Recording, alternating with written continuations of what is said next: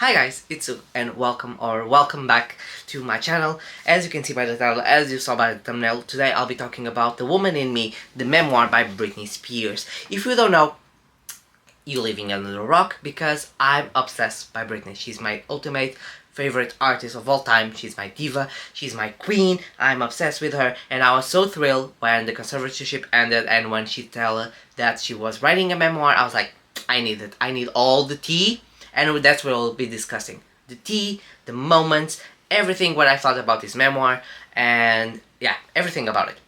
So, The Woman in Me is Britney Spears' memoir. She wrote it, but I listened to the audiobook, which is not narrated by her. She explains in the beginning, and she told in an interview, she was not able to narrate her own story because it was a painful process for her, leaving everything on writing, and then reading again will be painful to her. So in terms of therapy that she did for writing the book, she felt like she didn't want to read the story, so she read the prologue with her own voice, which is very beautiful. And then Michelle Williams, which I really appreciate as an actress, who played another very famous actress and with similar vibes as Britney, like Marilyn Monroe. So I was very happy. And Michelle, sometimes I would think I was listening to some parts of Britney. She really resonated with me as I would resonate with Britney. So I really liked it, and I really appreciate Michelle Williams' work. So the memoir is the life of Britney. She focused on, I think, three aspects of her life: her childhood and her rise to fame, and then the life with Justin Timberlake, and then we go through the breakup with Kevin and the conservatorship. It's a very small book, it's under 300 pages. There's a hint that she may be releasing a part 2, but yeah, it's a painful story. You will see, if you are a fan of Britney, you will know a lot of those stories. And if you follow the media, social medias on Twitter, you know some revelations that she did on the book.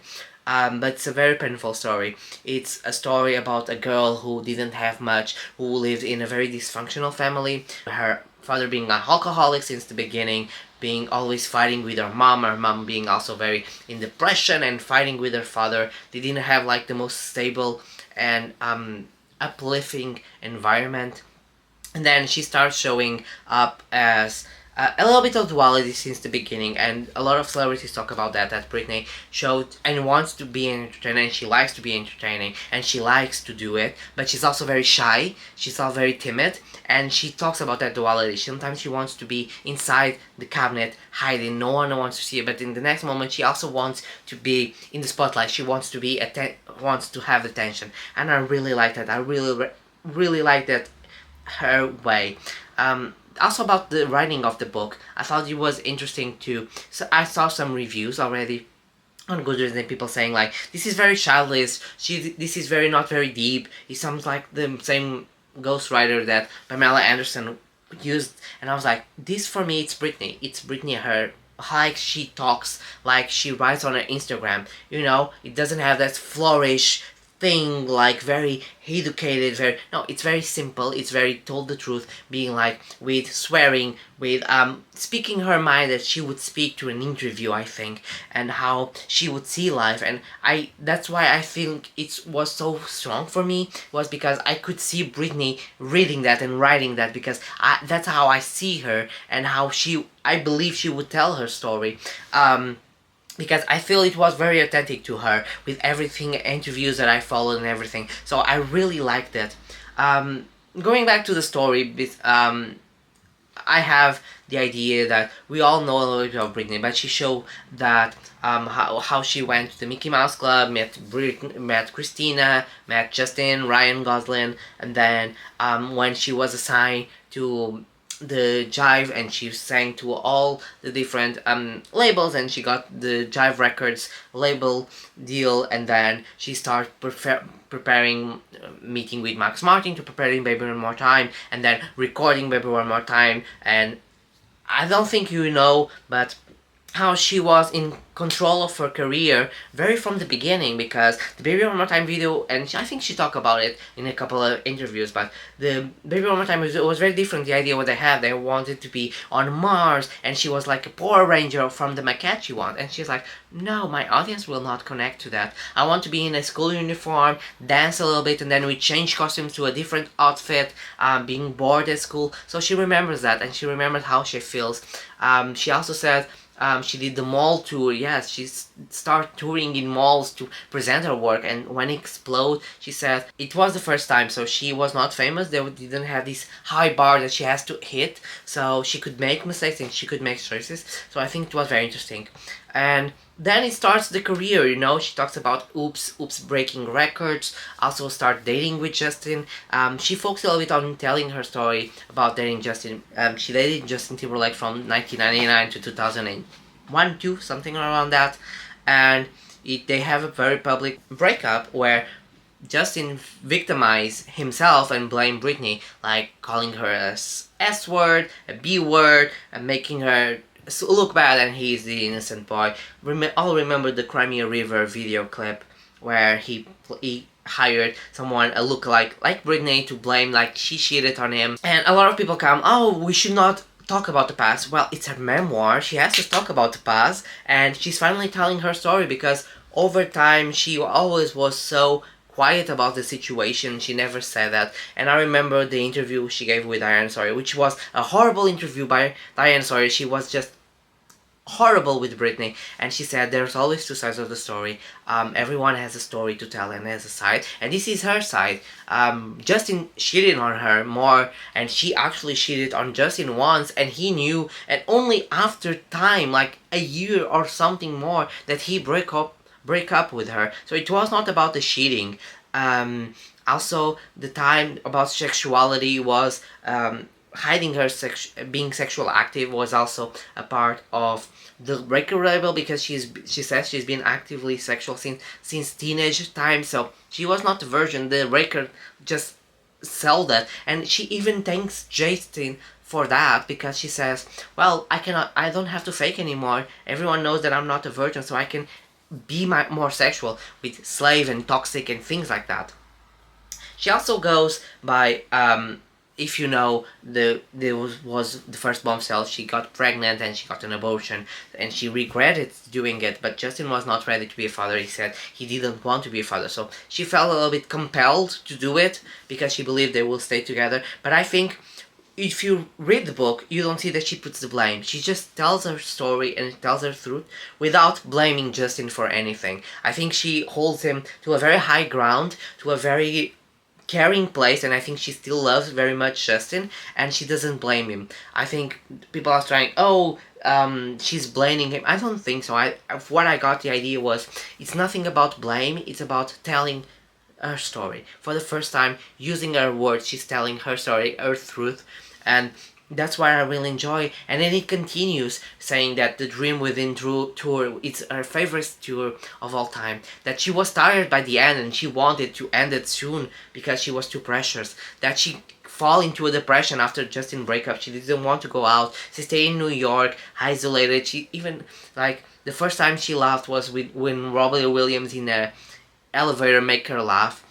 How Madonna was so helpful with her, that she visited her in New York and helped and introduced her to the Kabbalah, and even was a little bit of a guide, and how Madonna was always a standard to Britney, how she was so empowering and everything. How Mariah Carey was also very sweet on an award show. She asked Mariah if she could take a photo, and Mariah was so humble and so cute and caring about Britney. And I think that's what most celebrities said about Britney. Britney is very respectful, she's very cute and kind, and, you know, very polite, and I think that's very important. We go then to the Onyx Hotel tour that she didn't like because she felt it was too sexual, and it was like a little bit of a revenge to Justin doing like that. She didn't like that. And she talks about Toxic, and she also didn't bring every time. She just said she recorded. And then she talks about her marriage of 55 hours, that it was a little bit of, she was drunk in Las Vegas and they got married. But she understood for the first time that her family was afraid that she got married, and she felt that they lost some control, and that she could use that, and that's why the Kevin Federline line comes, because she knew it will piss her family. She also wanted someone to love her. She said that sometimes she was looking for love, and it was a very troubled time because the paparazzis would not stop chasing her, so it's a very problematic. The shaving of the hair, she explains, it was just because, you know, everyone thinks as a hair to a woman, the big hair that she has, as something very sexual, and it was the middle finger and say like, fuck off, I finished, I don't want this, I don't care anymore. So I think it was the truth, and also because it was very disturbing, the umbrella incident, because Kevin was also playing games with her, not allowing her to see her sons. She was in a postpartum depression, and even in a pregnancy depression, because she has 2 kids back to back, and she fall into depressions, and all of that was taken into account. Like, she didn't want to lose the kids, and to put her in a conservatorship, and that's where I think it's the hardest part. We're seeing her that she didn't want the father at all, and I think that is the most thing. And the thing we see on the book is that the father is only in the beginning as an alcoholic. She's afraid of him. She talks briefly about her mother during the time she's on tours and growing up as a pop star. She talks about Jamie Lynn being a brat, talking bad to her mother and to her. Suddenly her father come back. Diane Sawyer interview, come back to the conservatorship, and they put an alcoholic, a recovery alcoholic, but someone who is an alcoholic a lot of times, and put business on bankruptcy, taking care of her. So that's what she got annoying. And when I believe it was part of the interview of the book, they ask and she says, you could ask me why did I do that, why did I say that? Because of my boys. And that's the truth that we know. As part of the documentaries of everything was, we knew that she only said yes to the conservatorship and going to that because they promised she will be reunited with the boys and get some rights to visit and things like that. And there's nothing more important to Britney than her boys. So, and I think that's very seen what it is, that her boys mean everything to her. There's a lot of more. You go through all the abuses she's been in rehab for using energy pills, you know, like over the counter top. Like, you don't need some recipe from the doctor, just to be like some supplements, I would say. She was put on rehabs for that. She was punished for saying no from a dance movement, and we know that she testified that in court, that she was preparing, I think, the Domination tour, and she said no to a dance move, and then she was put in lithium. She was putting against her will on the rehab facility. She had to pay the lawyers and the father's lawyer. So she talks about that a lot, how she wants a break. She was promised to finish Las Vegas, to have the time on the summer, but then they say, oh, you have to do this tour, and it's like, you promised me the summer. No, you have to do this tour. Okay, I'll do the tour, but then I'll have the summer. And they say yes, and then they finish the tour. Okay, I'm gonna have some time with my boys in Maui. No, you have to do the other residence. And she flips. Of course she flipped. Of course, when she talks about not liking to do albums, not liking to do tours, because you know, in the Las Vegas especially, she says, I was robotic because I didn't care. I didn't want to be there. I was purposely bad, and I feel bad for my fans, but I couldn't. It was like a protest. They want me to flip my hair, so I won't flip my hair. And I think that shows that she still holds some angry thoughts, especially around her father. Jamie Lynn saying to her, don't fight this, like, just go. You're being abused, but just go. So I think she's also not the best person.